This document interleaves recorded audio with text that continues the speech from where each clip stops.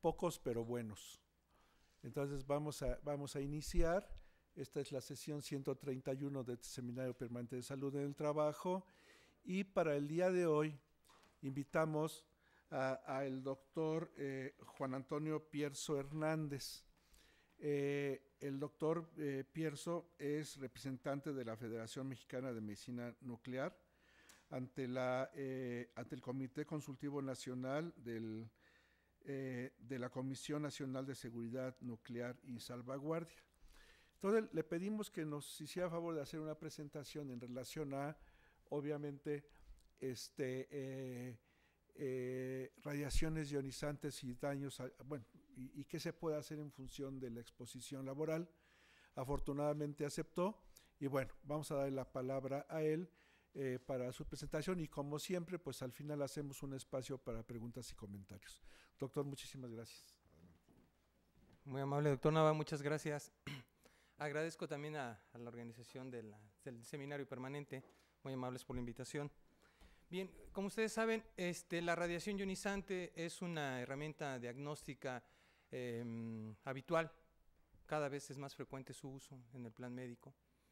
Y como saben ustedes también, existen diversas especialidades médicas que estamos utilizando la radiación como fuente de diagnóstico. Particularmente dos, que son a las que me voy a referir: la radiología, que ustedes bien la conocen, en especial la radiología intervencionista. No sé si sepan ustedes que hay una diferencia clara entre estos y los radiólogos convencionales, y la medicina nuclear, o aquella gente que se dedica a trabajar con radiación ionizante de baja energía y de exposición crónica. Como ustedes saben, estas dos áreas de la medicina son manejadas o son controladas a través de dos secretarías diferentes. La radiología, como ustedes saben, es controlada, su uso y la exposición de los pacientes a esta radiación, por la Secretaría de Salud mediante la COFEPRIS, que es la Comisión de Riesgos Sanitarios. Y en el caso de la medicina nuclear y la radioterapia, está controlada a través de la Secretaría de Energía mediante la Comisión Nacional de Seguridad Nuclear y Salvaguardias.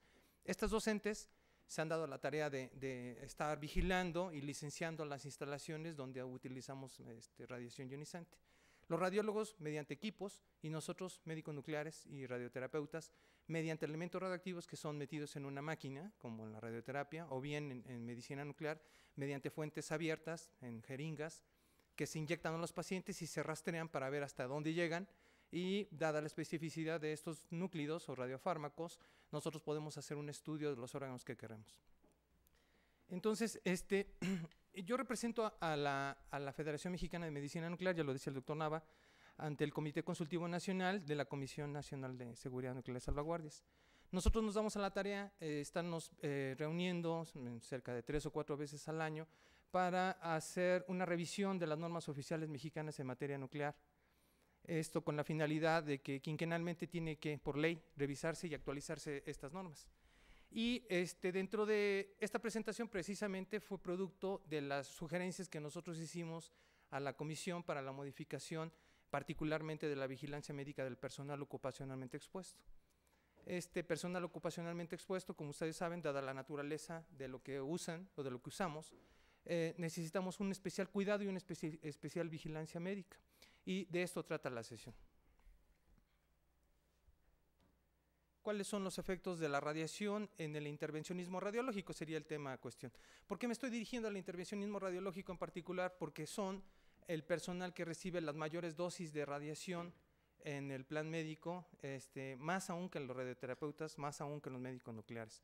Y dado esto, pues es la importancia de estar haciendo una vigilancia adecuada. La radiación, bien saben, se divide en radiación por partículas y radiación electromagnética.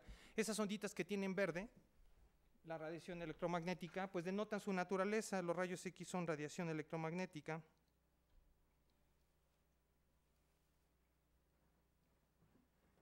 Ya no se ve, ¿verdad? No se alcanza a ver. Pero en medio ustedes tienen los rayos X, es decir, la radiación electromagnética. Esta radiación no tiene ni masa ni carga eléctrica, es decir, es puramente energética, a diferencia de la radiación de partículas. Arriba tienen la radiación beta, que son electrones negativos. Hay electrones positivos, aunque ustedes no lo crean. Estos electrones positivos se llaman positrones. A los electrones negativos que provienen del núcleo se les llama negatrones. Y la radiación por partículas alfa, que hasta la fecha, por lo menos aquí en México, tienen utilidad únicamente cuando hay accidentes, cuando hay accidentes de tipo nuclear, como los reactores nucleares, lo que sucedió en Chernobyl o lo que acaba de suceder en Fukushima. Estas partículas alfa son partículas muy grandes, bueno, me estoy refiriendo a nivel atómico, y su poder de ionización en el cuerpo es muy alto. Estas partículas se dividen en la cantidad de iones que producen cuando viajan a través del cuerpo. Ya esto se le conoce como transferencia lineal de energía. Y se abrevia en inglés como baja transferencia para estos dos tipos de radiaciones, y alta transferencia, y aquí en los puntos rojos se está denotando la capacidad de ionización que tienen estos elementos radiactivos. ¿Cómo se encuentra dividida la radiación que nosotros recibimos a nivel natural? Una buena parte es a través de radiación de alta LED, alta transferencia lineal de energía, los neutrones de la radiación cósmica, la ingestión de elementos radiactivos que emiten partículas alfa, como el potasio 40. No sé si sepan ustedes que estamos nosotros ingiriendo la dieta potasio 40, y este potasio emite radiación dentro de nuestro cuerpo. Cuando nos rastreamos nosotros en un rastreador, valga la redundancia, de alta sensibilidad, fácilmente se puede denotar los picos de radiación que tenemos por el potasio 40. Esto y otros elementos se están ingiriendo continuamente y se están depositando en nuestro organismo, y de ahí que están emitiendo radiación, y nosotros estamos sujetos a esta radiación de manera interna una vez que se ingieren. Y una de las principales preocupaciones mundiales es el radón 222. Este radón viene mezclado con el gas natural, y una vez que se quema el gas natural, por ejemplo en los quemadores, en los calentadores de agua, se escapa el radón que viene mezclado con este gas, y dado que es más denso que el aire, habitualmente se deposita en las partes más bajas de la vivienda, o si es un edificio, en los departamentos más inferiores, y ahí el radón 222 puede ser inhalado. La preocupación con el radón es que una vez que se inhala, en los pulmones se emite partículas alfa, y como vieron ustedes, es de alta LED, alta transferencia, y por lo tanto puede producir trastornos importantes en las personas. De ahí que los reglamentos de construcción de viviendas se hayan dado a la tarea de procurar que los calentadores de agua vayan fuera de las viviendas y no dentro de las viviendas. Un calentador de agua tiene que estar fuera para estar completamente bien ventilado, y se ha sugerido que los departamentos que están en las plantas bajas estén bien ventilados. Ya ven que hay un cajón donde habitualmente van todos los calentadores, donde dan todas las ventanas de los baños, de los edificios, por ejemplo. El radón tiende a bajar, y se le aconseja a las personas que viven en los departamentos de abajo que ventilen perfectamente bien su vivienda durante la mañana y en la tarde, precisamente para evitar que estos niveles de radón sean inhalados por las personas que están viviendo ahí. ¿Qué les parece? Entonces, este radón ha provocado una cantidad de radiación colectivamente en los Estados Unidos y en todo el mundo relativamente alta. No se puede separar el gas natural, por lo menos no de manera barata. Y una vez que se quema el gas natural, el radón no se quema, lo que se quema es el gas, y el radón puede inhalarse. No sé si tengan alguna pregunta al respecto, pero insisto, es una importante fuente de irradiación de manera natural. La otra, y que es la menor parte, es radiación de baja LED, y puede ser debida a múltiples condiciones en las cuales está uno en contacto con la radiación. La mayor parte de la radiación que recibe de manera colectiva la gente es radiación natural, un 82%, pero un 18% es radiación producida por el hombre. Y dentro de la radiación producida por el hombre, que está aumentando la radiación colectiva, está el uso de los rayos X, aquí lo ven ustedes, y el uso de los rayos X de manera indiscriminada. Antes de los 80s, incluso durante los 80s, las escuelas de medicina procuraban que la enseñanza fuera un poquito más al estilo francés, es decir, que tuviera un poquito más de contenido clínico, semiológico, y pues esto ha quedado en desuso por el advenimiento de la medicina de investigación de alta tecnología, que es la medicina norteamericana, donde el uso de los rayos X es muy frecuente. Cualquier patología, cualquier sospecha, inmediatamente hacemos que el paciente llegue a rayos X, que se tome las placas que se deben, y adelante, ¿no? Hacemos el diagnóstico, o bien no lo podemos hacer y recurrimos a otro estudio. Esta es la preocupación de la Agencia Internacional de Energía Atómica, y la agencia se ha dado a la tarea de procurar sugerir que existan otras alternativas de diagnóstico que no utilicen radiación ionizante. Una buena parte de esta radiación producida por el hombre es debida a la medicina nuclear. Y ahí después tienen ustedes a todo lo que puede procurar radiación en el público en general, incluyendo a los accidentes de reactores nucleares. En cuanto a la radiología intervencionista, su uso también ha estado aumentando en forma muy importante, ya sea en forma diagnóstica, ya sea colocando, apretando o desapareciendo placas de ateroma en las arterias, o bien colocando filtros, mallas metálicas dentro de las arterias, recuerdan ustedes que se llaman stent, y esto ha procurado que los tiempos de fluoroscopía en los pacientes haya aumentado. La cuestión es que si lo hiciéramos exclusivamente en los pacientes, probablemente el riesgo superaría el beneficio. Pero recuerden ustedes que las personas que están haciendo este tipo de procedimientos están recibiendo también radiación de manera secundaria. Por la radiación que está recibiendo el paciente, habitualmente hay radiación que se refracta y que le está pegando, que le está impactando al médico que está ahí durante el procedimiento. Entonces, a mayor radiación que imprima por paciente, mayor es la radiación que recibe el personal ocupacional. Dado esto, que está en incremento, esto se ha sometido a consideraciones y a la preocupación de la misma agencia. ¿Y qué fenómenos puede producir en la gente la radiación? Los efectos se dividen en dos. Efectos determinísticos, que son aquellos efectos que se producen con un umbral ya conocido, es decir, si se me presenta eritema en la piel, yo sé que debí de haber pasado tal cantidad de dosis de radiación para que se me presente el eritema en la piel, que es una quemadura de primer grado.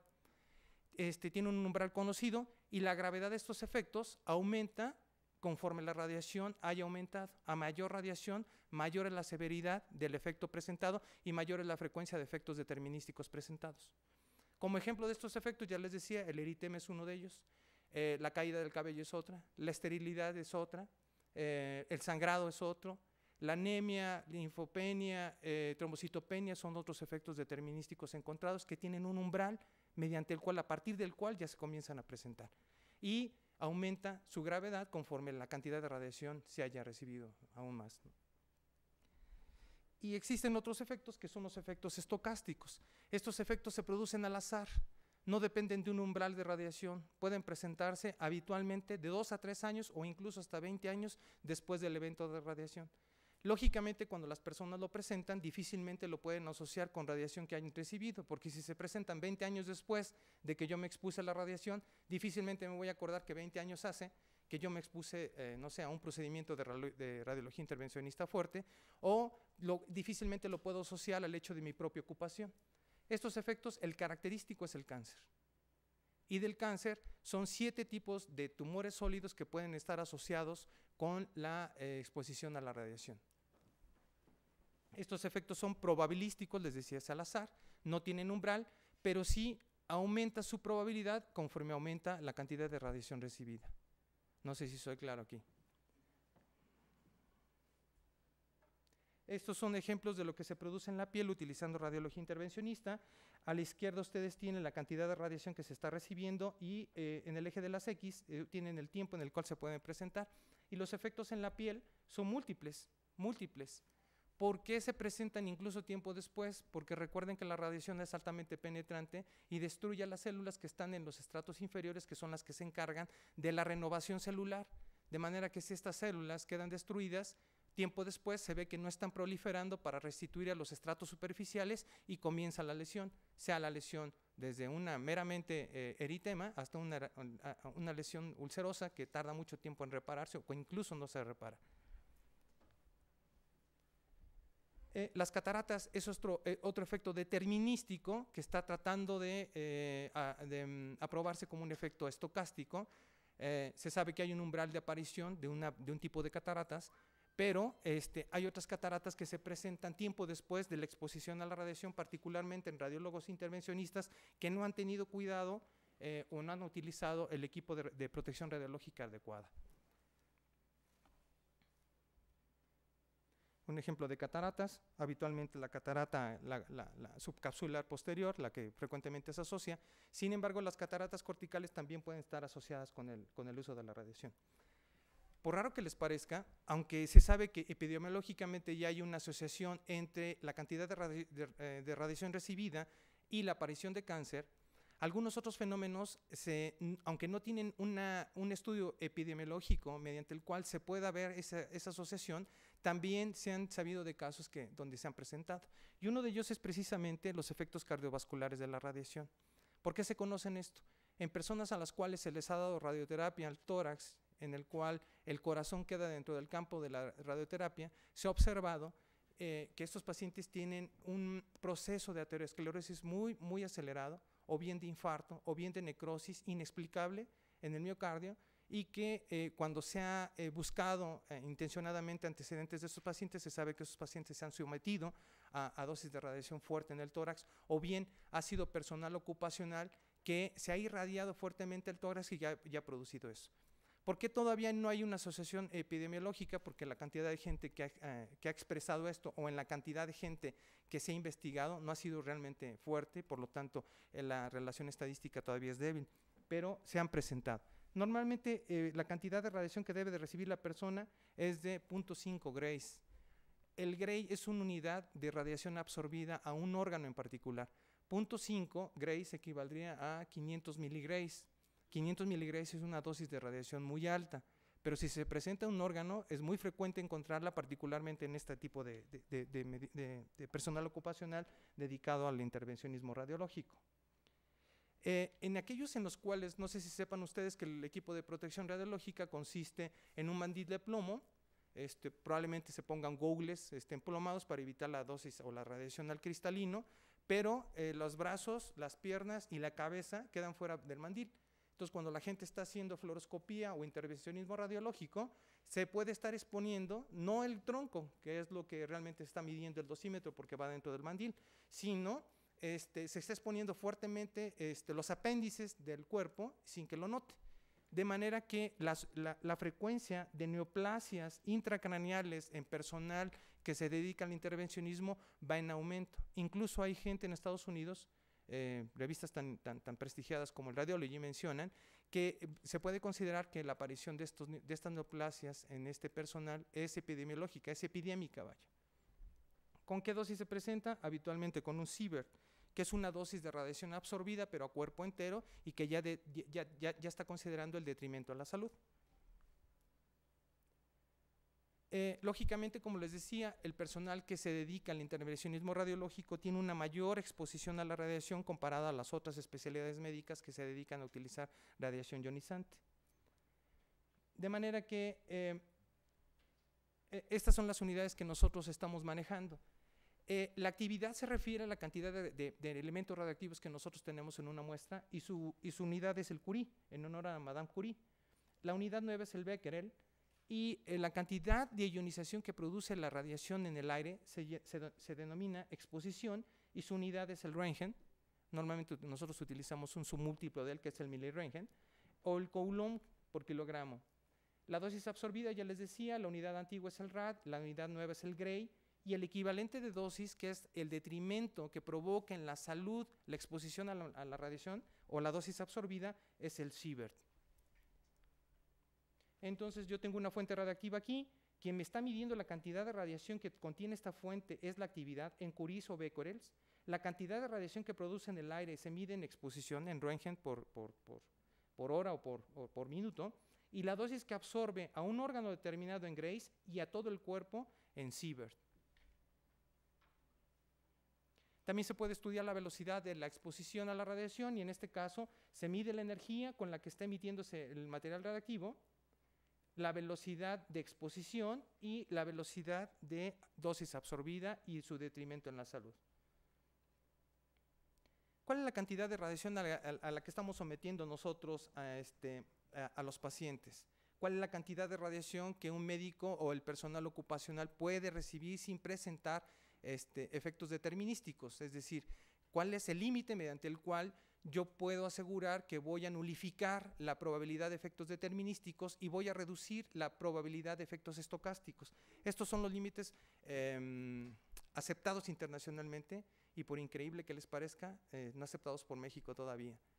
El límite ocupacional de dosis efectiva es de 20 milisievert por año, o bien en el transcurso de 5 años, la dosis que se haya recibido no sea superior a 20 milisievert en promedio por año, y al cristalino de 150 milisievert, a la piel de 500 y manos y pies de 500.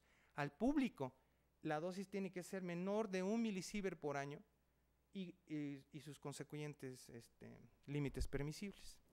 En México todavía no se acepta esta recomendación. Esta recomendación se hizo en el 1991.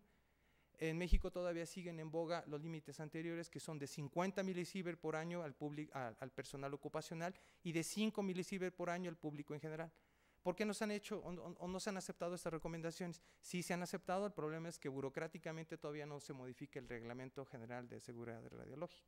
Y esto permite que en México las dosis, los límites permisibles al personal ocupacional estén en aumento o sean mayores. Incluso en Europa y en Estados Unidos ya tienen límites permisibles para gente que están preparando para las siguientes misiones, ya sea a la Luna o a Marte, ¿no? Vean ustedes que los límites permisibles son mucho mayores que los límites permisibles aquí en la Tierra. Y esto es producto de que cuando un astronauta viaja, no a la Luna, sino, por ejemplo, a Marte, sale de la magnetosfera de la Tierra y eso implica que la radiación solar que va a recibir sea mucho mayor y por lo tanto el límite tiene que ser un poco más. Un astronauta en Marte recibiría mucha cantidad de radiación, mucho más que la que se recibe aquí ocupacionalmente, y por lo tanto el riesgo de que él tiene de tener efectos determinísticos estocásticos también va en aumento. ¿Cuánto es lo que recibe los pacientes en el Reino Unido por cada uno de los estudios intervencionistas? Aquí tenemos una serie de estudios que utiliza radiología intervencionista y estos son los rangos que pueden recibir esta gente. En protección radiológica existen 4 personalidades que pueden limitar su dosis. Una de ellas no, las otras 3 sí. Ya vimos el personal ocupacional, cuyos límites acabamos de ver. Vimos al público en general, que nada tiene que ver con el uso de la radiación, pero que puede andar por ahí caminando, el coche o la camioneta que transporta el material radiactivo estacionada ahí, y él no se entera de que tiene el emblema de la radiación y se queda ahí a platicar con su pareja y recibe una dosis de radiación ahí. Él no debe de recibir más de 1 milisievert por año, aún con ese evento. La otra personalidad sería el propio paciente. ¿Saben ustedes cuál sería el límite permisible de radiación que puede recibir un paciente? ¿Cuánto creen? No tienen límite. En los pacientes, nosotros los médicos decidimos cuánta radiación debe de recibir y nosotros podemos determinar si la ventaja de utilizar el estudio radiológico al que lo vamos a someter sobrepasa el riesgo al que lo vamos a someter. Entonces, los pacientes no tienen límite permisible. Por supuesto que ahí la filosofía de la protección radiológica es tan baja como razonablemente sea posible. A veces se puede, a veces no, porque si yo tengo un paciente que tiene linfoma y lo estoy controlando yo o lo estoy vigilando mediante tomografías computadas y hay alguna zona de sospecha en una tomografía y en lugar de pedirle la siguiente tomografía al semestre, se la tengo que pedir a los 2 meses y después estarlo vigilando bimestralmente en lugar de semestralmente, pues el paciente lo voy a sujetar a una dosis de radiación muy fuerte durante el año. No sé si sepan ustedes la cantidad de radiación que recibe una persona utilizando o haciéndose una tomografía. Aproximadamente es de 20 milisievert en un procedimiento. ¿Se acuerdan del límite permisible a personal ocupacional? ¿Cuánto es? 20 por año. Aquí al paciente lo estoy sometiendo a 20 milisievert en un solo procedimiento que sería la tomografía. Supongamos que le hago 6 tomografías, serían 120 milisievert en un año. Y no es raro, ¿eh? Y no es raro. Hay pacientes a los cuales se les está sometiendo a la tomografía mensualmente, por ejemplo. En ellos no hay límite, insisto, pero sí debe de haber una filosofía de protección radiológica. Si el estudio de la tomografía o la evolución de la enfermedad no justifican que yo le esté haciendo frecuentemente tomografías al paciente y puedo esperar, pues adelante. O bien, si existe algún procedimiento otro que no utilice radiación ionizante mediante el cual yo pueda hacer la vigilancia del paciente, mucho mejor. Ahora existe una modalidad nueva de diagnóstico que se conoce como tomografía por emisión de positrones. Esta tomografía por emisión de positrones está asociada o fusionada con un tomógrafo de multicorte y al equipo se le conoce como PET-CT. ¿Se han oído hablar de él? Aquí la Facultad de Medicina tiene un PET-CT de multicorte. Yo trabajo en cancerología en las tardes y ahí yo trabajo con el PET-CT en las tardes. Este procedimiento habitualmente somete al paciente a unos 25 milisievert por procedimiento. 25 milisievert. ¿Cuántas placas radiográficas serían de tórax? pues de 900 hasta 2.500 radiografías de tórax por procedimiento a un paciente. De manera que el paciente debe de estar, el procedimiento debe de estar bien justificado para utilizarse, y digo, si voy a someter ese riesgo al paciente, someterlo sabiendo que el beneficio va a ser mayor. Lógicamente, por la naturaleza de la radiación, estos estudios no pueden utilizarse como screening. Recuerden ustedes que el screening es métodos que se utilizan en población abierta o asintomática. No lo puedo utilizar de manera indiscriminada. Yo tendría que utilizar un método que no tuviera esa cantidad de radiación y que me eligiera los pacientes que pueden ser sometidos a tal o cual cosa. En el caso del PET-CT, si yo quiero hacer el diagnóstico de alguna tumoración en particular, lo que yo debo de hacer es primero recurrir a lo clínico, a los marcadores tumorales, y en caso de que un marcador tumoral, recuerden ustedes que son sanguíneos, se encuentre elevado, entonces sí dirigirme al PET si no hay otro método que me pueda determinar dónde se localiza y su extensión. A la extensión de la enfermedad se le conoce como estadificación. Bien, entonces por procedimiento de radiología intervencionista, tenemos estas cantidades de dosis. Miren ustedes los rangos de cada uno de los procedimientos. Ellos en el Reino Unido, que son población médica preparada, adiestrada, de manera que tienen mucho cuidado en hacer este tipo de cosas, tienen mucho cuidado en no rebasar los límites que ellos mismos se han impuesto sobre los pacientes, y bueno, pues en ellos relativamente nos va bien como pacientes, ¿no? ¿Qué pasa con el personal ocupacional? Miren los rangos de lo que se recibe en el cristalino, en las manos y en los pies, y esto ya utilizando equipo de protección radiológica. No sé si recuerdan ustedes el límite permisible anual al personal ocupacional para manos y pies. 20 es a cuerpo entero. 500, 150 cristalino y 500 a las extremidades, ¿recuerdan? Miren ustedes. Y esto es en el Reino Unido. ¿Cuántas veces lo están rebasando? 7 veces. 7 veces en personal que tiene capacitación de protección radiológica. Sin embargo, ya un poco más haciendo estudios dirigidos a nuestro mundo más conocido, particularmente en España, se hizo un estudio en cardiología intervencionista, tanto a médicos adscritos como a residentes, dedicados a 4 salas de hemodinamia. Con este número de procedimientos por año se utilizaron 2 dosímetros, uno por fuera del mandil y otro por dentro del mandil. Y se vio durante un periodo que va desde el 89 hasta el 2004, con diferencias. En este periodo sin entrenamiento, en este periodo utilizando el entrenamiento básico para protección radiológica al personal ocupacional, y en ya haciendo un adiestramiento más preciso en radiología intervencionista. Miren ustedes lo que se encontró. ¿Recuerdan ustedes cuál es el límite permisible anual a cuerpo entero? 20 milisievert. Miren este residente por lo menos. Sobre el mandil y dentro del mandil. Vean 62, miren, pero vean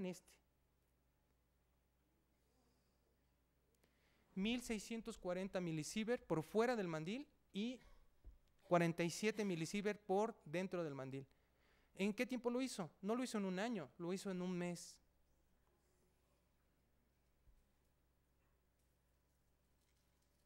Por esto es necesario que la gente que se dedica a estas áreas tenga los cursos para adiestrarse en protección radiológica. 1640 milisievert por fuera del mandil. Ustedes pueden decir, bueno, pues es que de cualquier manera el mandil lo estaba protegiendo. Sí, probablemente, le protegía el tronco, pero no las extremidades ni la cabeza. ¿Recuerdan ustedes dónde se produce la sangre? ¿Dónde? Médula ósea. ¿De qué huesos? Los largos habitualmente se echan a andar cuando ya hay alguna discrasia sanguínea, particularmente son los planos. ¿Saben dónde tenemos huesos planos? ¿Dónde? En el cráneo. Y como los mandiles habitualmente no cierran bien por detrás, las escápulas. ¿De acuerdo? Entonces, esos 1640 también le estaban pegando a los sitios donde se está produciendo la sangre en el personal ocupacional. Aún utilizando el mandil, es decir, con el dosímetro dentro del mandil, este residente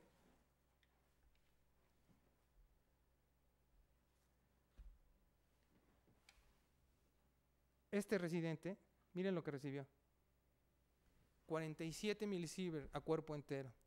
aún utilizando el mandil. ¿Y en cuánto tiempo lo hizo? En un mes.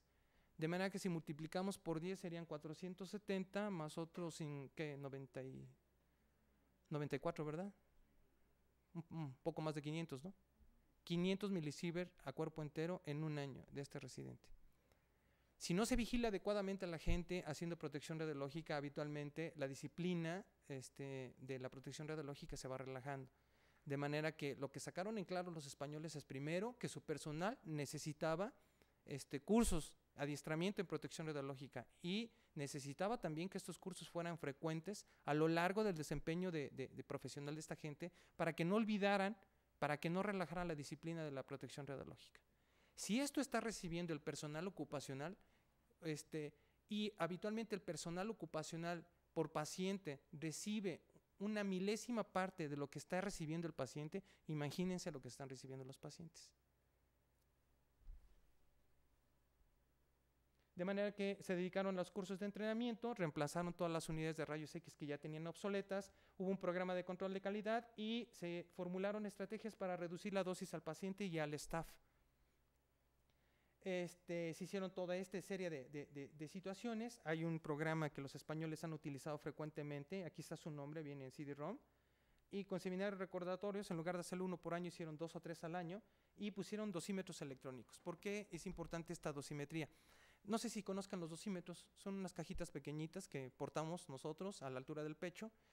Tienen una pastillita de litio, y esta pastillita habitualmente tiene unas trampas de electrones ahí, de manera que cuando la radiación le pega, hace ionización, los electrones son atrapados, y ahí se quedan atrapados. Cuando esta laminita de litio se calienta, los electrones vuelven a su estado original y emiten luz visible, por eso se llaman termoluminiscentes. Y entonces la cantidad de luz visible que emitan está en relación directa a la radiación recibida. A diferencia de lo que se está haciendo en México, los españoles se dieron a la tarea de tener dosímetros electrónicos. ¿Cuál será la justificación para poderlo hacer? El dosímetro electrónico cuesta mucho más caro que el dosímetro termoluminiscente. La cuestión es que el dosímetro termoluminiscente se lee hasta el mes. Yo puedo haber estado recibiendo radiación fuertemente y no me voy a dar cuenta hasta que se lea mi dosímetro un mes después, si fue a principio de mes. En cambio, el dosímetro electrónico, yo puedo sacarlo y en cualquier momento yo puedo verificar la cantidad de dosis que recibí. De manera que puedo saber si un procedimiento se alargó, cuánta radiación recibí. Y con estos datos y con estas acciones y haciendo este tipo de carga de trabajo, miren la cantidad de radiación a la que bajaron al personal ocupacional. En 1991-92, que no había entrenamiento, cuando lo hubo, y después en los entrenamientos subsecuentes, miren la cantidad de radiación como promedio por personal ocupacional. Y en mucho disminuyó haciendo bien las cosas. Y me refiero a producción radiológica. La cantidad de dosis efectiva también bajó en mucho. Se permanecieron ligeramente elevadas las dosis de los dosímetros por fuera del mandil, pero las que estaban por debajo del mandil se redujeron en mucho. ¿Qué concluyeron ellos? Primero, pues que los dosímetros no se estaban utilizando, no es un uso indebido, sino que no se estaban utilizando. Una buena cantidad de procedimientos o de laboratorios de cardiología intervencionista aquí en México reporta dosimetrías muy bajas, incluso más bajas que las de medicina nuclear, lo cual no puede creerse, dada la naturaleza de la radiación a la que se están exponiendo. La fluoroscopía tiene radiaciones muy altas. No sé si conozcan el aparato habitual para hacer fluoroscopía. Es un arco en C. Normalmente el emisor de radiación está por debajo del paciente y el médico pues está al lado del paciente porque es el que está metiendo el catéter a través de la femoral y guiándose y llevando el equipo conforme el catéter va avanzando para ver en fluoroscopía dónde va llevando el catéter, si lo lleva a la aorta, si lo lleva a alguna coronaria, ya en una coronaria ver dónde está la lesión y hacer el procedimiento de angioplastía y colocarle el stent. Entonces todo el tiempo están pisando el pedal de la fluoroscopía. Hay un modo de fluoroscopía que se llama continuo, que está continuamente emitiendo radiación, y hay otro que es de manera pulsátil, que está emitiendo la radiación en pulsos y que reduce hasta en un 50% la radiación. La cantidad de equipos que tienen este método pulsátil ha aumentado en México, pero aún sigue siendo muy baja, de cerca del 20%. El resto de los equipos que se utilizan en México son todavía del tipo continuo. este procedimiento impide que el personal se aleje de la fuente radiactiva, que sería el arco en C. El médico no se puede alejar de ahí, como lo que nosotros podemos hacer en medicina nuclear. Aplicamos el material radiactivo y nos alejamos del paciente. Ellos no lo pueden hacer, todo el tiempo tienen que estar con el paciente, vaya. Pero lo que sí pueden hacer es utilizar equipo de protección radiológica. ¿Qué equipo utilizamos en México? Pues el mandil de plomo, si lo conocen ustedes, los gogles, probablemente el collarín, ¿no? Y a veces los equipos vienen acompañados de cortinas emplomadas para evitar que la radiación me esté pegando en los pies, ¿verdad? Innecesariamente. O bien hay artilugios de acrílico emplomado que pueden bajar o suspenderse del techo y que pueden bajar como cápsula e envolver al paciente y nada más permitir que haya 2 agujeros para que el médico esté operando sobre el paciente, que aún son mejores que utilizar el equipo personal. ¿Por qué? Ahorita lo van a ver. De manera que con todo esto, dentro de las conclusiones, pues era que utilizaran todo este equipo que les acabo de comentar. Lo que les decía, el tiempo, y si no tengo procedimientos de adiestramiento continuo durante el año, se relajan continuamente a la disciplina de la protección radiológica. Lo que les decía, la razón de que se reporten niveles bajos de dosimetría es que los médicos no estaban utilizando los dosímetros. No es porque sean muy buenos al trabajar, sino porque se les olvida tener el dosímetro, o bien lo dejan en el locker, o bien lo dejan en su casa, y después se acuerdan, ya se lo traen, lo utilizan unos 2 o 3 días y después lo vuelven a olvidar. Quien está haciendo las lecturas o quien vigila esas lecturas fácilmente se puede dar cuenta que no están siendo utilizados porque la dosis no es la habitual de esos lugares. Y lo que ellos concluyeron y que también está proponiendo las agencias internacionales de protección radiológica es que en ellos ya no se utilicen un solo dosímetro, sino se utilicen 2. Uno debajo del mandil y otro por fuera del mandil. ¿Por qué tiene que ser por debajo del mandil? El dosímetro, recuerden, es un monitor mensual o electrónico diario que se porta en el pecho del paciente. Es personalizado, no se puede prestar de una persona a otra. Yo siempre lo debo de portar, es mío y lo voy a portar durante un mes. O el dosímetro electrónico lo voy a estar viendo yo diariamente y voy haciendo yo mis anotaciones de la dosimetría que obtengo diaria. ¿Por qué se tiene que poner debajo del mandil? El dosímetro representa la lectura cuerpo entero. De manera que si lo pongo por fuera del mandil, lo que voy a reflejar es la dosis de radiación a extremidades y a la nuca, pero no a cuerpo entero. Entonces, lo que los españoles propusieron y que internacionalmente se ha propuesto es que se ocupe uno por debajo del mandil, que va a representar la dosis a cuerpo entero, y otro por fuera del mandil, que va a representar la dosis recibida al cuerpo apendicular. Me refiero a los apéndices, que serán las extremidades y la cabeza.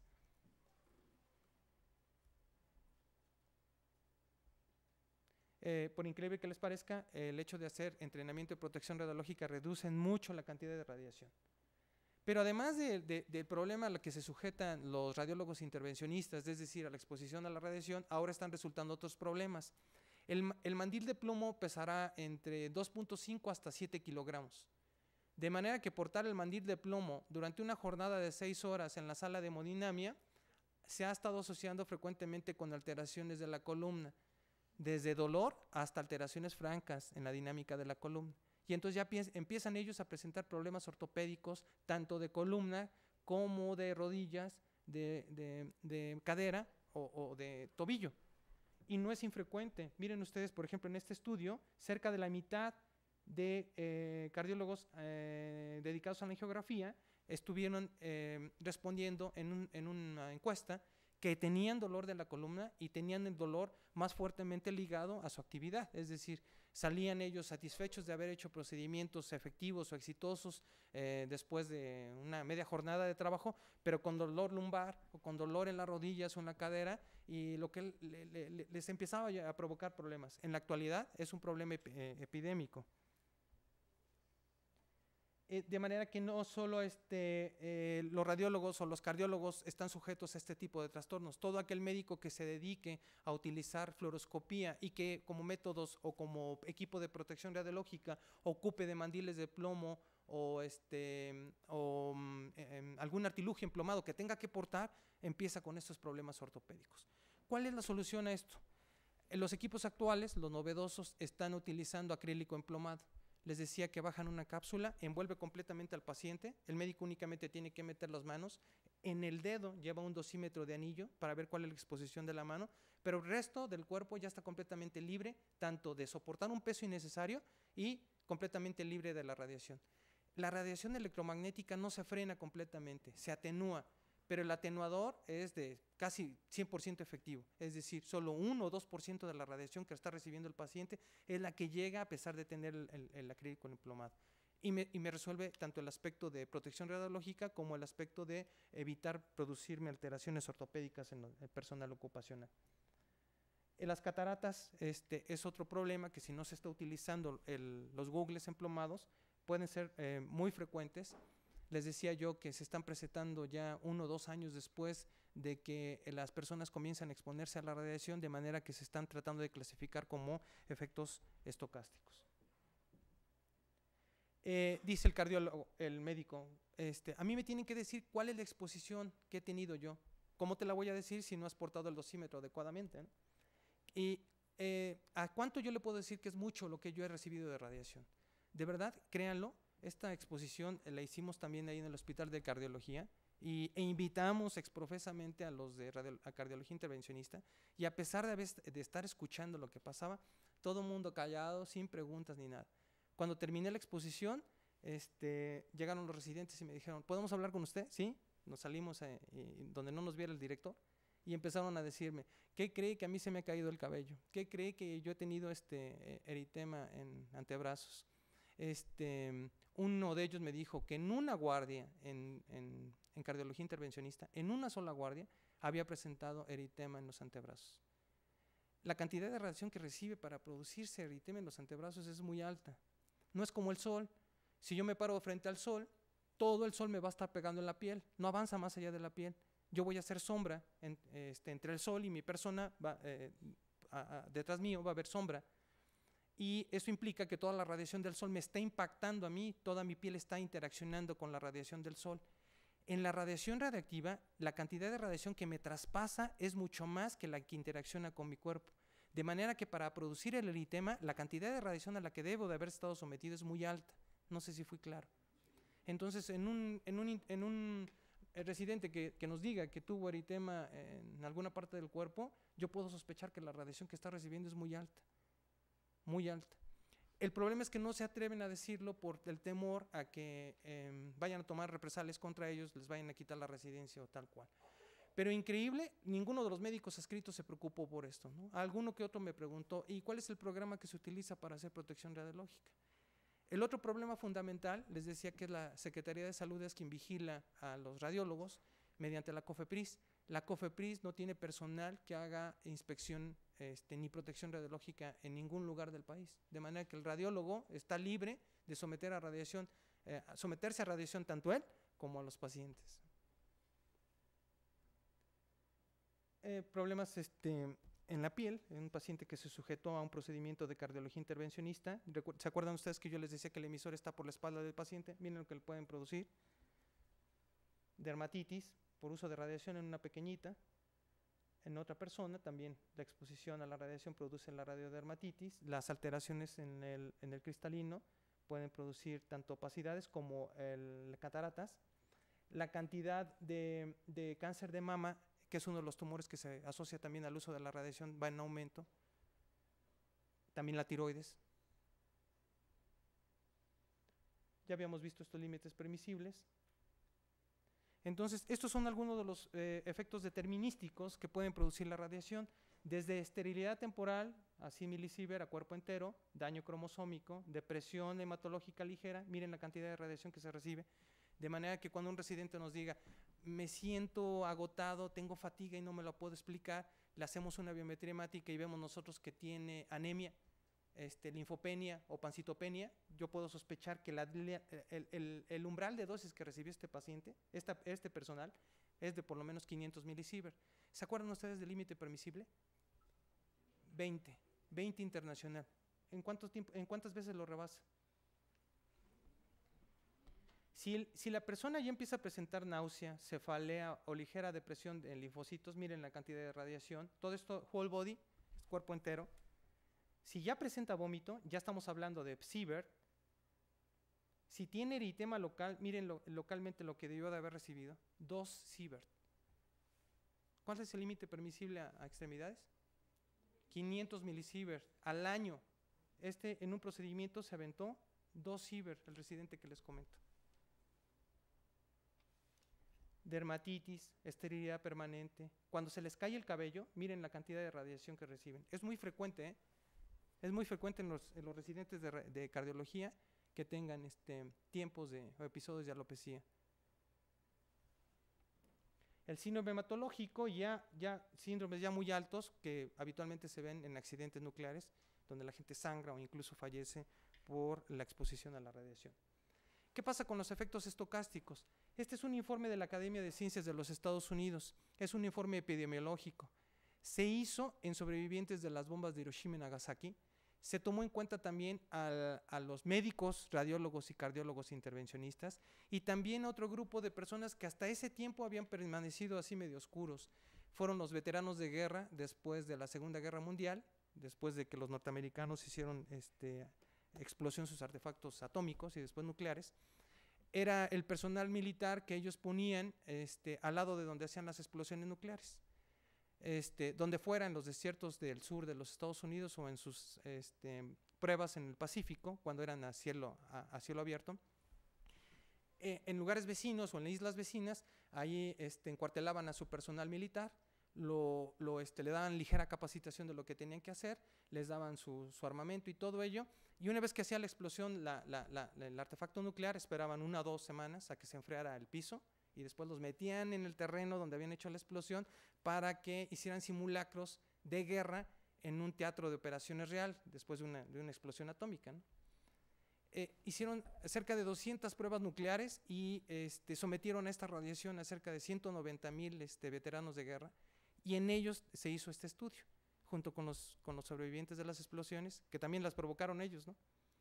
Y los radiólogos y cardiólogos intervencionistas, para ver cuál era la frecuencia o el exceso de cánceres que tenía esta gente en relación y comparándola contra un grupo control en el cual no había sido expuesto a la radiación. No sé si soy claro. La intención era medir el exceso de cáncer que se producía por radiación. Y se encontró lo siguiente. Ya vimos esto. Primero, que la aparición de cáncer no depende de un umbral. La probabilidad de tener más cáncer o un exceso de cáncer comienza cuando comienza a irradiarse una persona. A mayor irradiación, mayor es la probabilidad de tener cáncer. Es decir, no hay un umbral de dosis, que a partir de tal dosis comienza a aparecer cáncer. Lo segundo es que la relación entre la cantidad de radiación recibida y la probabilidad de tener cáncer es lineal. Es decir, no hay un atenuante si la radiación es baja o no. Conforme se empieza a recibir, conforme la probabilidad vaya aumentando de manera lineal. ¿Sí soy claro? Lógicamente, es más lineal si se utiliza radiación de alta transferencia lineal de energía comparada a aquella de transferencia de baja energía. ¿Cuál es la probabilidad de que una persona tenga cáncer y en relación a la dosis de radiación que se recibe? Si la dosis a cuerpo entero va de 0.1 a 10 milisievert por año, la probabilidad de tener cáncer, estos 7 tipos de cánceres sólidos, es del 0.1%.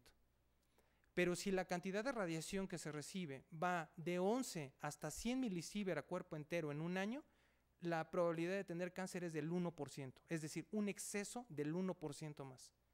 ¿Saben ustedes cuál es la probabilidad de una persona de tener cáncer durante toda su vida?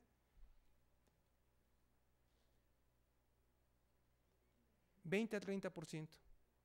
De manera que la persona que se somete a radiación y tiene una lectura de 11 a 100 milisievert, ya no va a tener 20 a 30%, va a tener 21 a 31%, no sé si soy claro. Un 1% de exceso más de cáncer por haberse sometido a la radiación. No es raro, aunque no lo crean, no es raro. Hay muchos ejemplos de médicos nucleares, radioterapeutas y ahora radiólogos intervencionistas o cardiólogos que han estado padeciendo cáncer, que padecen cáncer o han muerto por cáncer. Tomando en cuenta todo esto, nosotros hicimos entonces las recomendaciones a la Comisión Nacional de Seguridad Nuclear y Salvaguardas. Para vigilancia médica del personal ocupacional pide hacerle a los pacientes el reconocimiento clínico, ¿verdad?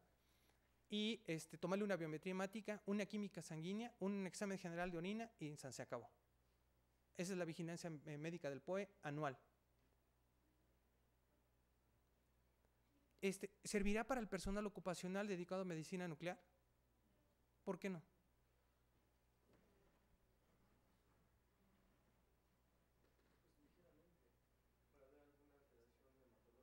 Uh-huh.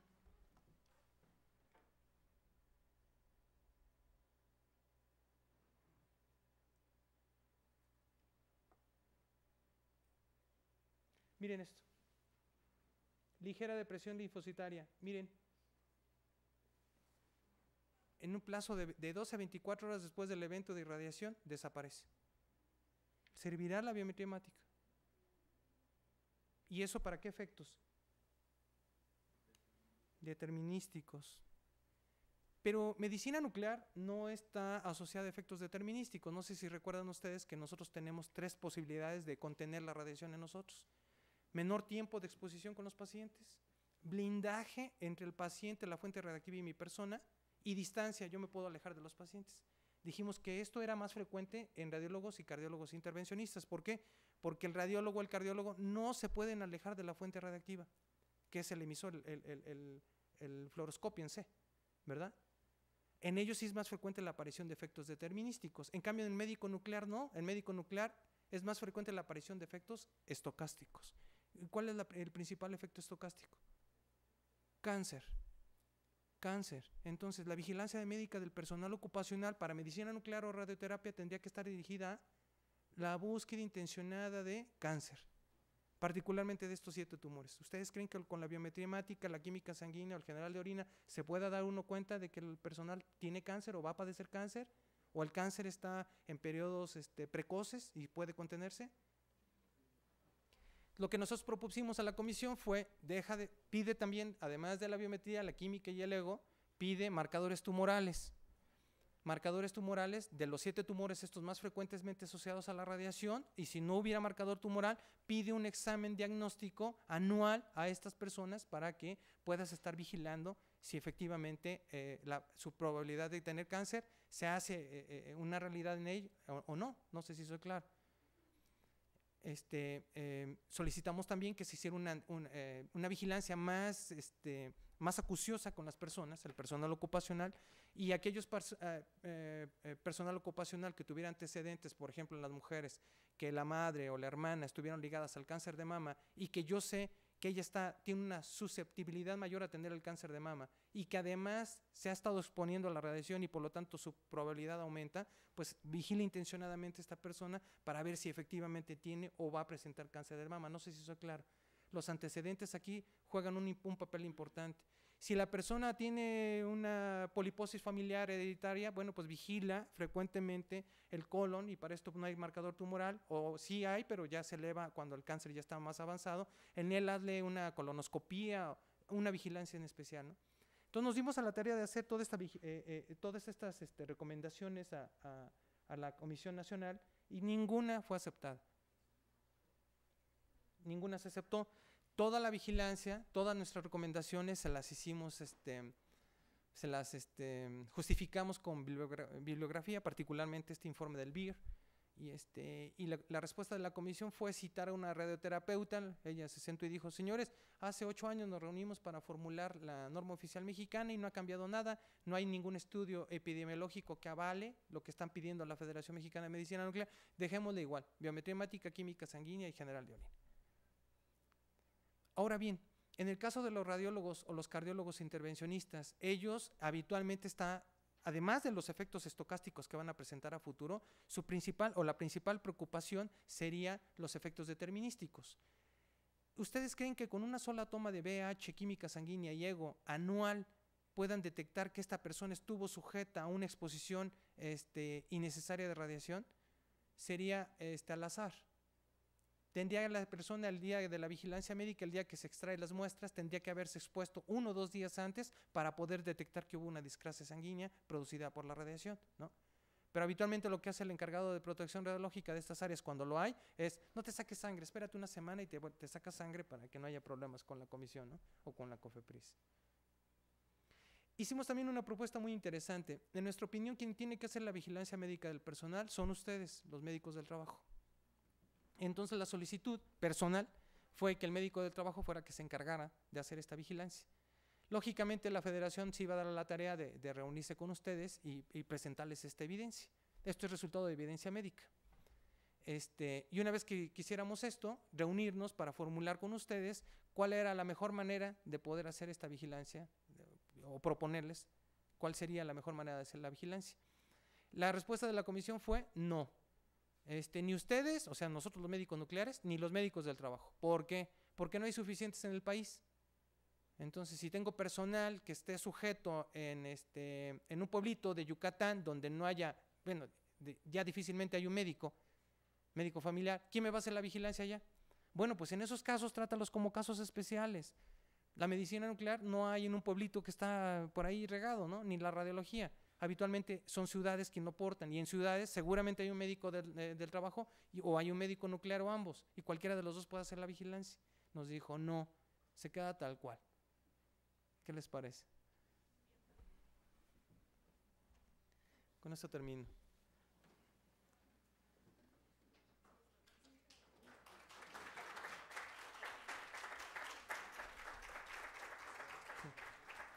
¿Qué les pareció? ¿Qué les parece lo del radón?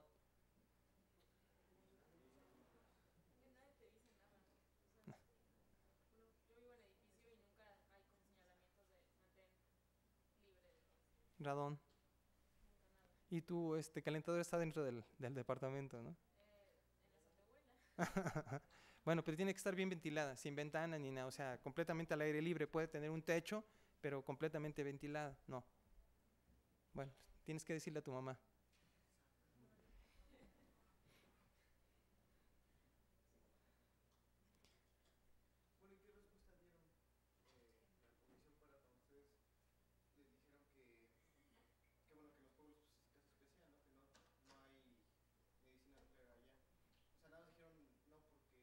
A eso, por ese argumento que les decía, no porque no hay suficientes médicos nucleares ni médicos del trabajo dispersos en el país.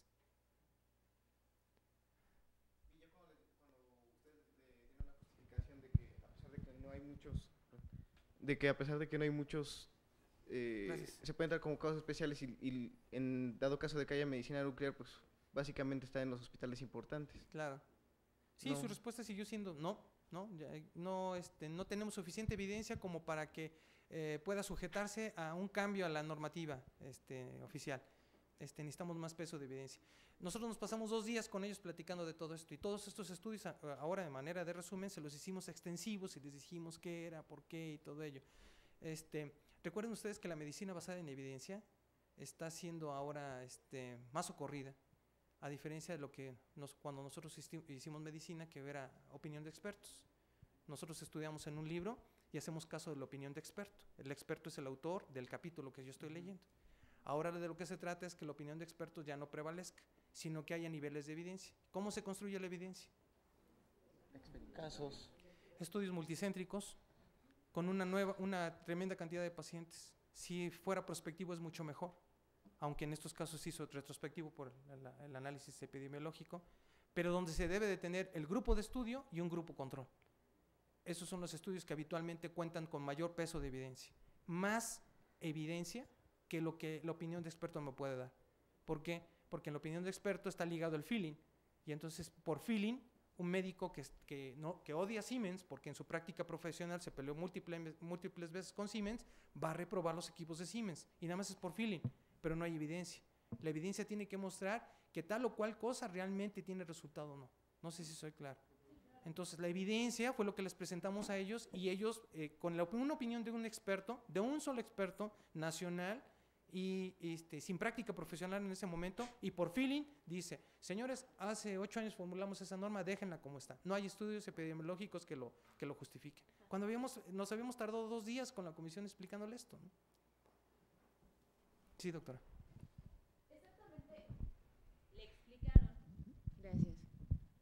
¿Qué clase de estudios epidemiológicos requieren ellos? Digo, como para armar un buen protocolo de tesis. Increíblemente, ojalá, muy buena pregunta, ojalá se hubieran puesto a disposición ellos, o en esa disposición para hacerlo. Les va a parecer increíble lo que les voy a decir. Está manejada la comisión por físicos, no está manejada por médicos. Y lo que les voy a decir les va a sorprender. No saben inglés, no estudian en inglés. están esperando que España haga la traducción de las recomendaciones que está haciendo el ICRP para poder tomar cartas en el asunto. Sus expositores todo el tiempo son españoles y para ellos es el primer mundo. Llega el español y les explica lo que el ICRP, que es internacional, o el NSR, que es el norteamericano, que son los más avanzados en esto, han hecho para cuando hacen pues ustedes saben más que esto, ¿no? Somos médicos. Para cuando se hace una traducción de un panfleto, se tarda un buen tiempo para llegar a manos, y aparte, todavía que el especialista español lo analice y que venga a México y lo explique. No saben inglés. Ojalá hubiera sido el hecho de decirles medicina basada en evidencia, hechos basados en evidencia y todo ello, pero es increíble con ellos. Además, son físicos y son cuadrados. Entonces, si no hay una fórmula que lo prediga, no hay manera. Quería comentarle, por ejemplo, ese tipo de especialistas en el mercado son muy peleados. Sí. Y aparte, pues no solamente a veces tienen uno o dos trabajos. Uh-huh. Y ese tipo de cuestiones a veces no lo contabilizamos. A mí me llegan gente para ingreso, Uh-huh. que trabajan o han trabajado en laboratorios o en otros hospitales, en los cuales me sorprende que no tengan esta seguridad radiológica de la que estamos hablando. Exacto. Porque no saben, ni siquiera les dan dosímetros. Claro. Están, y ahí pueden llevar años y no se los dan ni a últimas fechas, no les dan las lecturas. Y pues así es menos confiable, pues obviamente saber que las dosis del trabajador. Exactamente. Exactamente, hasta que se les empieza a caer el cabello, o que se les detecta la discrasia sanguínea, o que comienzan a sangrar, o que aparece cáncer, o alguna alteración tiroidea, entonces, o ya empiezan a tener visión borrosa, los manda uno al oftalmólogo y ya empiezan a ver las opacidades del cristalino y todo ello, y entonces ya comienzan a preocuparse por la asociación con la radiación, pero ya es muy tarde, porque la dosis recibida de radiación ya no se expulsa, no se puede eliminar.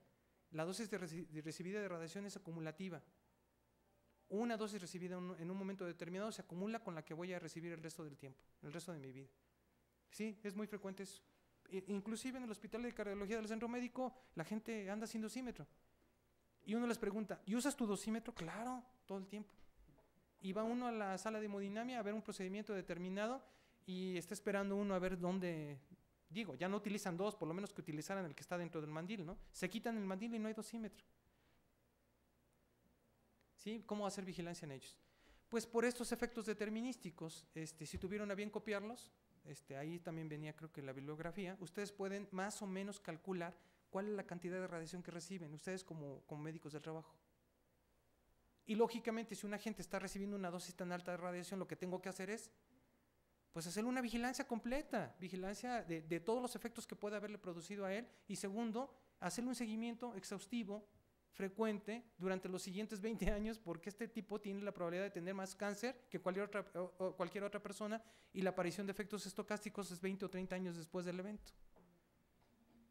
Sí, es un dilema, ¿qué hacer con ellos? Y los españoles, dieron con la fórmula, y porque ya en el primer mundo lo habían hecho, a darles un curso de adiestramiento, en lugar de hacer tratamientos, mejor prevén que esta gente no se esté irradiando tan fuertemente, ¿no?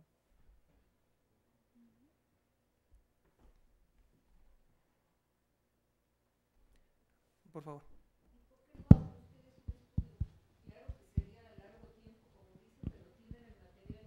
O sea, tenemos aquí en la Ciudad de México el área de medicina nuclear y la gente que participa en cardiología intervencionista. De lo que usted comenta ya nos pasó a nosotros en medicina del trabajo. En algún momento... ¿De qué hospital, perdón? Yo no soy hospital, o sea, era yo del Centro Médico Siglo XXI de medicina del trabajo, pero sí, ya estoy jubilada de ahí y ahora trabajo en la UNAM.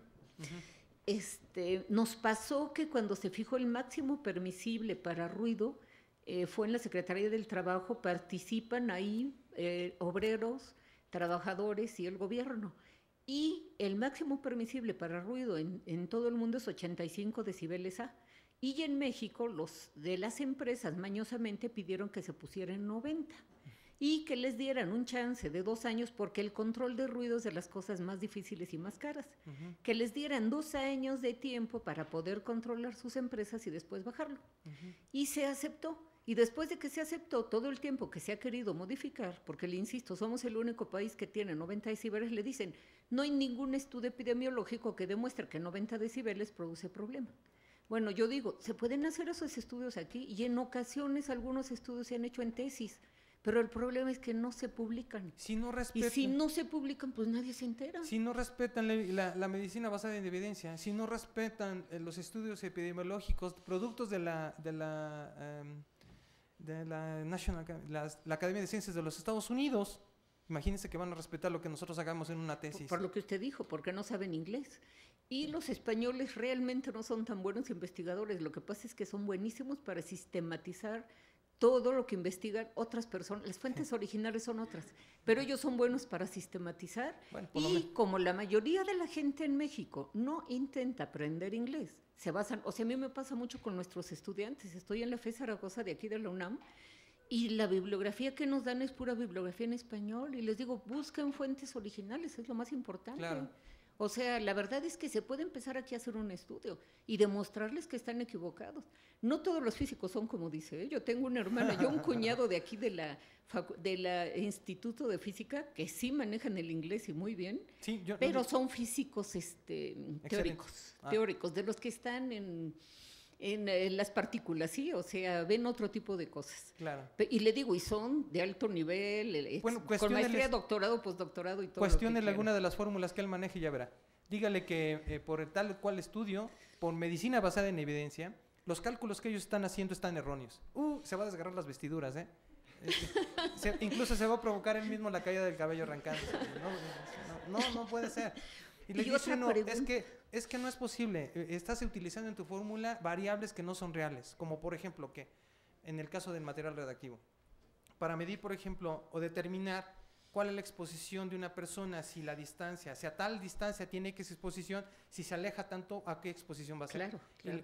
Ya tienen una fórmula para eso, ¿no? Y uno les dice, pues, ¿qué crees que no está sobreestimando la exposición aún se haya alejado, ¿no? Él dice, ¿cómo crees? Sí, es que tu variable es que estás utilizando como dosis puntual. Cuando yo ya inyecté al paciente y el material redactivo ya se diluyó en 5 litros en la economía completa, ¿no? ¿No lo pueden creer? Sí, no es así. ¿No lo pueden creer? ¿No tienen ustedes residentes como para que empiecen a hacer alguna tesis Sí, y que sí, alguien la sí, continúe? hemos Porque hecho- eso es de tiempo. Hemos hecho una buena cantidad de investigación ahí en el PET. ¿Sabe que el problema serio también en México es que como no la autopsia no es obligatoria, muchas veces no se sabe de qué se muere la gente? Mire, hay una anécdota de Australia en la cual se le aplica, ahorita doctora, sí, con mucho gusto, a un paciente con cáncer de próstata y metástasis óseas, con dolor óseo muy importante, se le aplica una dosis de estroncio 89. El estroncio 89 es un emisor beta y habitualmente se sitúa en los sitios de mayor actividad ósea. Si hay un sitio metastásico, lo acumula ahí y como es un emisor beta, se irradia a sí mismo y se queman las lesiones metastásicas. Alivia el dolor increíblemente. Se utiliza de primera instancia como paliativo del dolor. Resulta que este paciente estaba ya muy mal y entonces le aplican en Australia. Le aplican el estroncio 89 y a los 2 días fallece. Y entonces saben que le aplicaron una fuente radiactiva y dicen, bueno, ¿qué vamos a hacer con el cuerpo, no? Tiene estroncio 89. Y entonces recurren al físico. Entonces llega el físico y dice, no, va a tener impacto en el medio ambiente. Yo creo que lo que debemos hacer es blindar el ataúd donde lo vamos a enterrar. De concreto. ¿Y qué cree que hicieron? Hicieron un ataúd de plomo. Pesaba 2 toneladas el ataúd y así lo enterraron. Cuando les dijeron, y le hablaron a la Agencia Internacional de Energía Atómica y la agencia dijo, oye, no sean bárbaros. No, entiérrenlo, ya con la tierra no hay ningún problema. Además, las emisiones beta del estroncio se frenan en 1 centímetro de tejido, así que no va a salir nada de la beta del estroncio. No, vayan por el cuerpo. Cuando fueron por el cuerpo y sacaron no tenía datos, bueno, sí había datos de descomposición, pero muy retrasada por el plomo que impedía que penetraran el aire.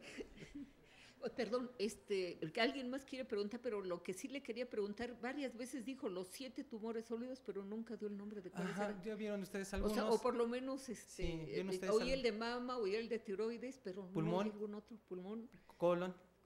Linfoma. Ajá. Y leucemia. Falta uno. Que no es Fueron 6. Que no es dentro de los tumores sólidos, faltan 2. Cervicuterino, mujeres. Y Ya son 7, doctor. No, la leucemia no se considera como sólida. Ah, ok. Es difuso y me falta otro, que ahorita me acuerdo. Bueno, gracias. Mama, sí. Más allá de si lo van a tomar ellos en cuenta o no lo van a tomar en cuenta como físicos, ¿le interesaría un protocolo de tesis? Yo sé que los efectos estocásticos no hay forma de predecirlos, pero quizás habría alguna forma de inferirlos. ¿Le interesaría un proyecto de tesis en personas que se dedican a la cardiología intervencionista y ver algunos polimorfismos de protooncogenes? Sí, claro. En Pemex tenemos la tecnología para hacer eso y Claro. tenemos las cardiologías intervencionistas. Y si se puede, nos podemos Excelente. poner de acuerdo Sería y ideal. sería un buen protocolo de tesis. La cuestión es que lo acepten los radiólogos, los cardiólogos intervencionistas. felices. O más bien, yo creo que ellos sí, doctora, sí estoy de acuerdo con usted. Más bien sería el jefe de servicio.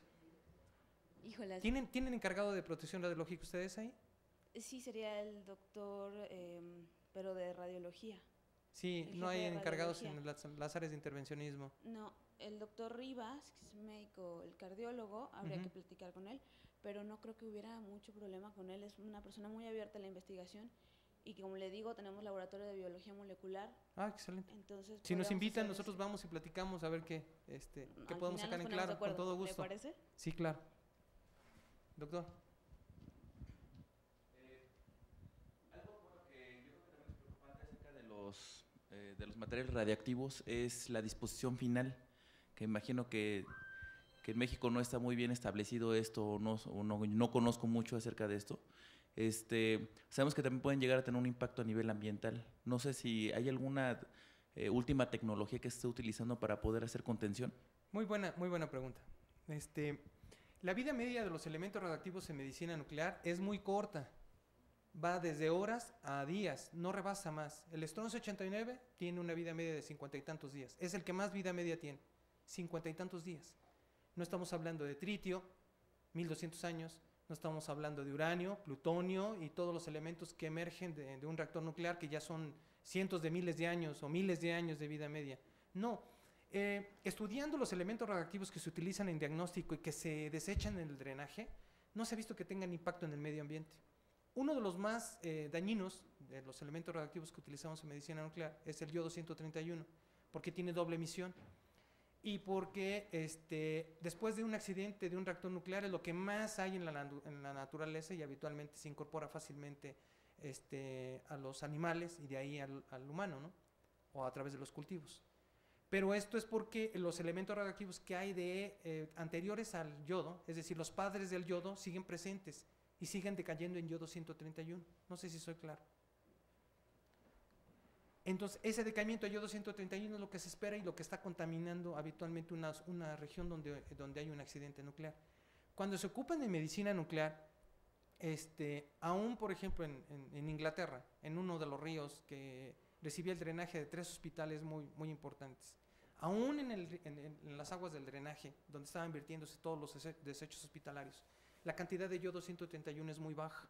Incluso tomando muestras del lodo y de diferentes partes o profundidades del río, del lago, no se encontró que hubiera yodo 131 que estuviera impactando el medio ambiente. ¿Por qué? Porque su vida media es de 8 días. Entonces, porque algún físico me preguntó, a ver, usted relaja mucho la protección radiológica con el público en general y es muy drástico con el personal ocupacional. Le dije, sí, efectivamente así es. Bueno, ¿es papista o es liberal? No, papista con el personal ocupacional y liberal con el público en general. Al público en general no lo estamos dañando. No tenemos impacto sobre el medio ambiente, sobre el público en general, sobre el ganado, sobre los cultivos, sobre nada. Y le digo esto porque ya lo hemos estudiado y dentro de los estudios que hemos sacado no ha habido impacto ninguno sobre ellos. La comisión, por el contrario, y la COFEPRIS están más dedicadas, más preocupadas por el impacto ambiental, por el público en general y todo, donde no tenemos impacto y al personal ocupacional lo deja a un lado. Me dicen, bueno, ¿y por qué no se preocupan por el personal ocupacional como se preocupan por el público en general? Es una medida populista, no sé si les parezca. Y dicen al final, bueno, pues es que a ustedes les pagan, ¿no? Y a ustedes les dan un periodo de vacaciones mayor que el resto, ¿no? Entonces, bueno, pues, y además ustedes sabían que iban a eso, ¿no? Ah, pues bueno, pues si no tienes triple y tienes que darle una dosis de yodo, de metayodo benzoilguanidina a un paciente y le pones la dosis de Simelicurís en el frasco y Y no hay tripié, pues dile a un médico nuclear que lo sostenga hasta que pase toda la solución al paciente, ¿no? Es ilógico. La postura de la comisión es una postura de los años 70 del siglo pasado. Actualmente se sabe que no tenemos impacto en ninguno de ellos, entonces el material radioactivo se puede desechar perfectamente bien. Hay una propuesta en la cual, no sé si sepan ustedes que los pacientes que tienen cáncer de tiroides, que les administramos yodo 131, los hospitalizamos por ley. Entonces, una vez hospitalizados, la enfermera que los atiende está recibiendo fuertes cantidades de radiación. Ella, en una semana, alcanza el límite permisible mensual, en una sola semana, del contacto con los pacientes. Supongamos que un paciente vomita, se traen al de intendencia y hacen que limpie sin la vigilancia de nosotros. Entonces llega el de intendencia y con la misma jerga que trapeó el resto de las salas, pues trapea esto y limpia el vómito y va contaminando todo lo inimaginable, ¿no? Entonces, es las personas a las que se les debe de tener un control más estricto, más que al público en general, más que al paciente mismo. Solicitamos entonces que las personas que cabalmente entendieran las medidas de protección radiológica, en lugar de hospitalizarlas, se fueran a su casa. Y allá en su casa fueran vigiladas por alguien, algún familiar que aceptara voluntariamente ser expuesto a una mayor cantidad de radiación. Esta es la cuarta figura que tiene la protección radiológica. Dijimos que era el POE, el público en general, los pacientes y ahora la persona encargada de la vigilancia de estos pacientes. Entonces, él aceptaría una dosis de radiación un poco mayor, pero habría medidas mediante las cuales evitáramos que él se sobreexpusiera. Por ejemplo, el paciente tiene que estar en su recámara y quien lo va a estar cuidando, el personal al cuidado del paciente, debe de estar durmiendo en otra recámara. A cualquier llamado de él, bueno, pues puede ir y todo ello, pero con una estancia no mayor a 15 minutos. Entonces, la estancia tiene que ser no menos de 1 metro y no más de 15 minutos, y cosas de ese tipo. De esa manera, la dosis de radiación recibida por el personal ocupacional se puede distribuir colectivamente y deja de ser peligrosa en el personal ocupacional. Lógicamente, la comisión no quiso, ¿no? Nos respondió mediante el diario oficial, y creo que 2 semanas después de que nos respondiera que no, la Agencia Internacional de Energía Atómica emite un comunicado en el cual le sugiere a los miembros, a los países miembros, que acepten que los pacientes se vayan a su casa a hacer la estancia de protección radiológica. Increíble.